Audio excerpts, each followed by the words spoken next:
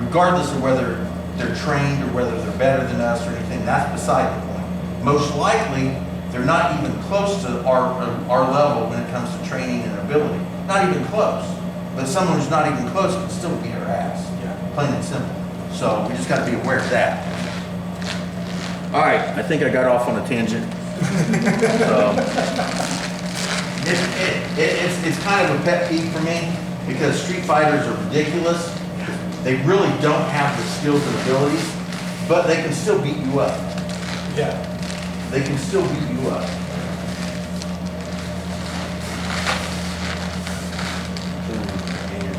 I forgot about the Kima guys. Yeah. That's who I was talking about. I know one or two of those guys that are truly, I mean truly, very skilled with the sword. And honestly, everybody else I know one guy that I can honestly say would beat all of us up if we had swords in our hand and he had swords in our hand. We would probably not come out alive. Honestly. If we were lucky, we might survive it. Yeah. The only other place that I can think of is... And I'm sure there's probably others I don't know about. I mean, there's the only other place I can think of is There you go.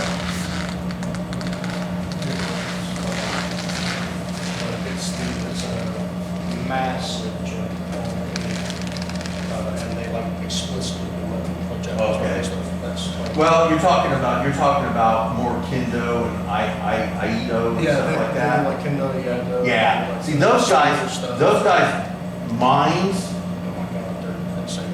it would hamper their street fighting ability because they have it ingrained in their heads that it has to be done in a certain way, in a certain manner.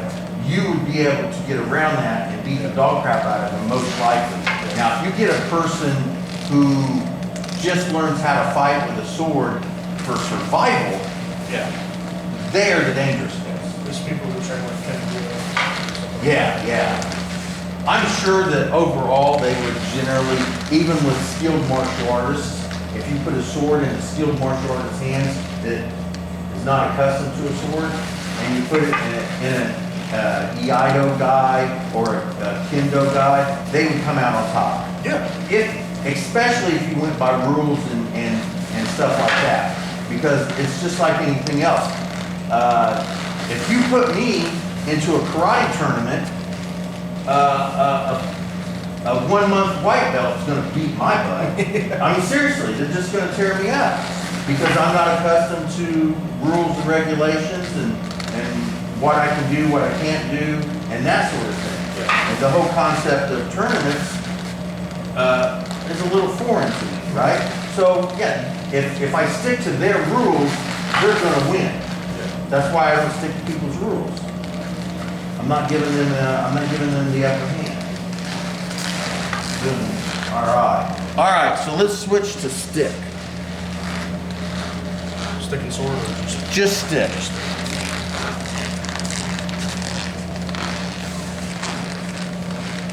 So go through the general basic, flicking it halfway, flicking it full, doing your arcos down, boom, boom, down, getting some redondos in and out this way, horizontally, and do them vertically as well. Bam, bam, just like that. We'll stick with that. Switch hands, go from one to the other, boom, boom, flick them around, stay in the same hand, do whatever, just get relaxed and get to the point where the stick just goes exactly, for some reason the stick always goes exactly where you want it and it never goes elsewhere. Once you get there, it'll take a while. It'll take a while. I'm not kidding. It'll take a while. There you go. Get used to that. my left hand. That's the problem. Yeah. Get used to it. The cool thing that I really like about the stick is it requires, if you do it properly, it requires you to train both left and right-handed. Yeah. It's not something you do single-handedly. You do it with, and I say you should be equally skilled with your left hand as your right hand, but none of us ever are. I am not as proficient in my right hand as I am with my left hand. And I know this. I know this. And it doesn't bother me in the least bit. So just make sure you work each side equally, and you will get as good as you can on both sides. But you'll always have a dominant side. It just happens. And then your arcos go down. Just biggest thing here is just make sure you don't release your fingers and do this little thing here. I see it, I'll walk up here and smack it. And then get your horizontal flicks in and your vertical flicks in.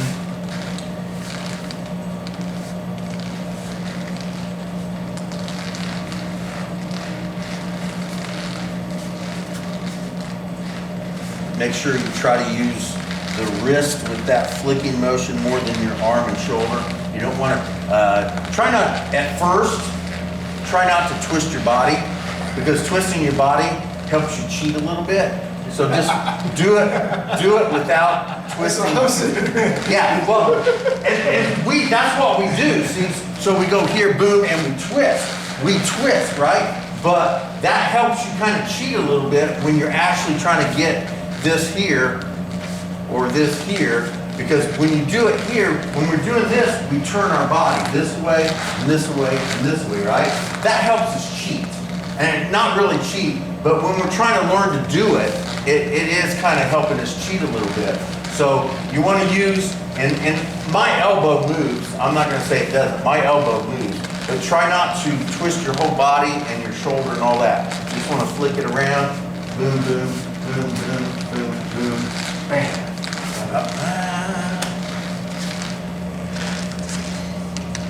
And when you get the horizontal and the vertical, you can also wham, wham. The flicking motion is a little deceptive because that hurts. I'll tell you right now, you got your stick out here and someone just goes bam like that on the wrist.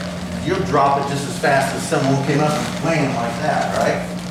So I don't want to inundate you guys with terminology, but I will throw a few things out. So this rolling motion is an arco, and if you don't remember it, that's fine. But this is an arco. Other systems have different names for these things. I was always taught this is considered redondo. Boom, boom here when it flips this way. All right. And this way is the same thing, bam, bam, like that. We have two versions of striking. One is called a woo tick and one is called a lob tick. And it can work in any weapon, but because it's stick oriented, we'll stick with the stick oriented. A woo tick is a strike that starts on one side of your body, you strike, and then it comes back to that side. So boom and back. That's a woo tick. So if you hear me say woo tick, that means to strike and pull back.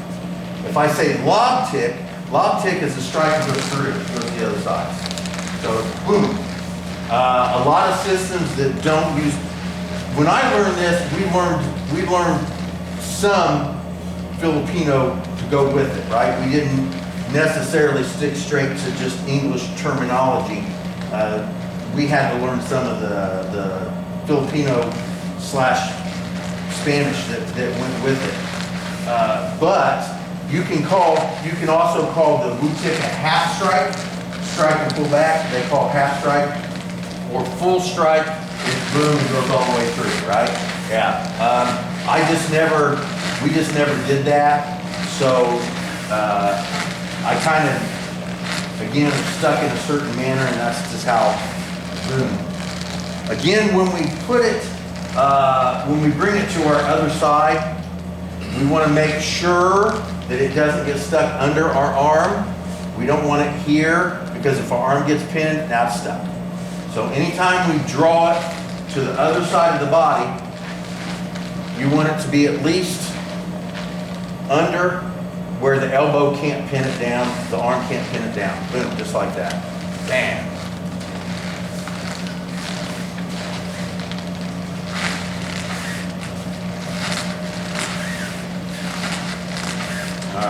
make sure that's on both sides. Just wham, whoop, roll. So one of the techniques that we do that can turn into a nice exercise is you'll do a lob tick,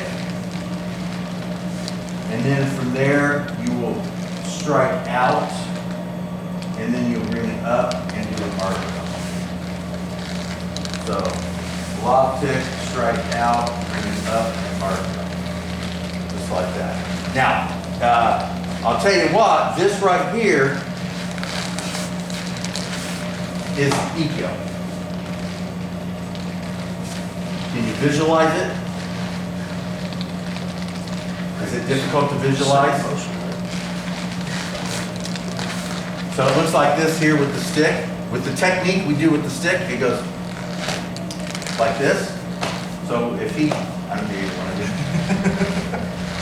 So go ahead and put it in the, there you go. So off here, he comes. Oh, It's Ikkyo.